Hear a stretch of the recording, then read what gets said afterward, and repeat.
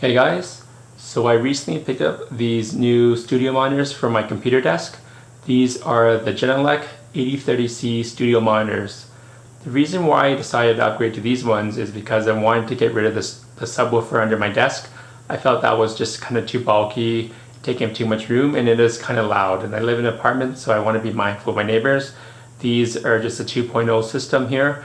I feel like the bass extension on these is good enough for basically most of the things I listen to. At times I feel, yes, they could have more bass, but for the most part, 90% of stuff sounds awesome. The mid clarity on these is amazing. Things like vocals, guitars, drums sound much better on these than my old speakers. And you know what, they look cool. I love the design. I know that this is more of an acquired taste for most people, but I just think it really adds a lot to just when you have to look at them all day, you just want something nice to look at. That's basically it. What's great about studio monitors compared to computer speakers is you can tailor them to your environment.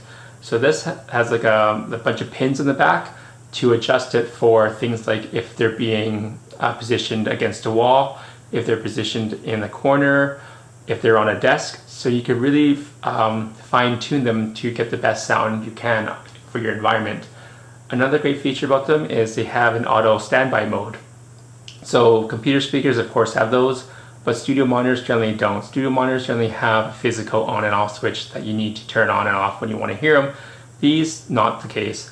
So what the thing does is after an hour of not having any music play through them, they just automatically turn off. And then of course when you want to listen again, they just automatically turn on, which is great because it keeps the energy consumption down. And when they're running, they actually run really cool. So however it's dissipating the heat, it is awesome, and they're pretty efficient at 50 watts per channel. So that's 50 watts for the woofer and 50 watts for the tweeter there. Another great thing is I love these protective grills. Of course my old speakers didn't have any, so I was always very careful when I was dusting around them.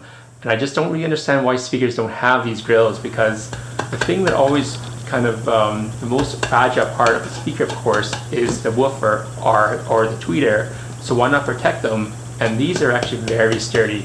Like when you knock on them, they are solid. They're not going to bend or anything, and I really like that. And especially if you have animals or children, like they always get into things. Just yeah, I don't understand why they don't have these grills on more speakers. It's such a fundamental thing I think needs to be protected. Another great thing about this particular studio monitor, it has these rubber feet here. These are the ISO feet. What they allow you to do is it allows you to adjust the angle of the speaker towards the listener. So you can aim them downward or upward, and also they remove the vibrations from the speaker. So if your desk has a lot of vibrations, they're not going to make their way to the speaker, and vice versa. Yeah, speakers don't really come with this, so if you're to buy different ones, you're going to have to buy some kind of solution to dampen the vibrations from the speaker. And also let's talk about the aluminum body. So most speakers are made from wood, so MDF wood, and because they're made out of wood, they require a certain thickness in order to, for the sound reproduction, right?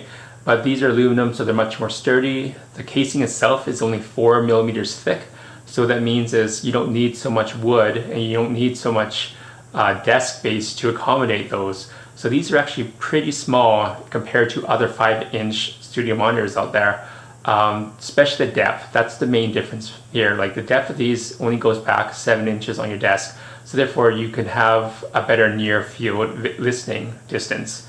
I think most of those 5-inch studio monitors are at least a foot in depth, so they're going to be much closer to you when you have them on your desk.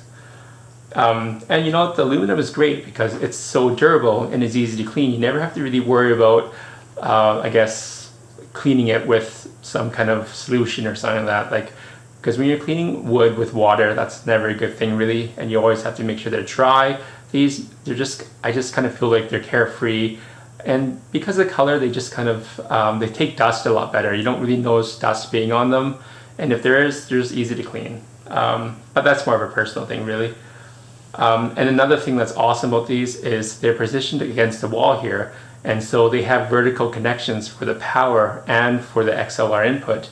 That means you can have them closer to the wall, therefore increasing your listening distance.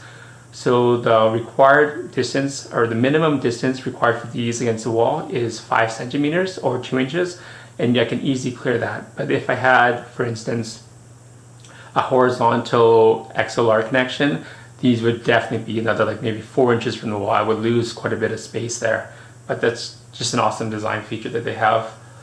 And you know what, for sides like this, I think that these sound amazing. They can get really loud, but again, I don't listen to music really loud, but if they can, if you really want to, they're just deceptively loud for how big they are. And another awesome thing is the waveguide for the tweeters. They produce them in a way that allows it for a much larger sweet spot. So at my desk when I'm listening here, I'm moving kind of left and right depending if I'm working on my laptop or not. I'm usually around, I guess, 0.7 meters to 1 meter away from my desk. I think the recommended is at least 0.7 meters, so it works perfect for me. And when I'm on my couch, which is behind my chair, that's around 6 feet or 2 meters away, and that's the ideal listening distance. So these sound amazing for where I listen to them. You could go left and right, you could go back and front, or move back and forward. There's just a huge sweet spot, and you're always really in it. My old speakers, they're much smaller than these, of course, but they require you to be basically right in front of them in order to get that ideal listening distance. So let's talk about kind of the cons of these. I found like the biggest con really is, I guess most people wouldn't even consider it one, is the LED light on the front. So because they're auto, they automatically turn off and automatically turn off. There's a light indication of when they're on or off, and that's really annoying, this light, because this is my workspace. I find the light to be extremely bright, and it's just distracting, so I just cover them up with some electrical tape. Genelec does come up with a design called like the G series, which has a feature on those speakers to turn off the lights automatically. But of course I went with the Studio Monitor one just because I like the look of these a little better.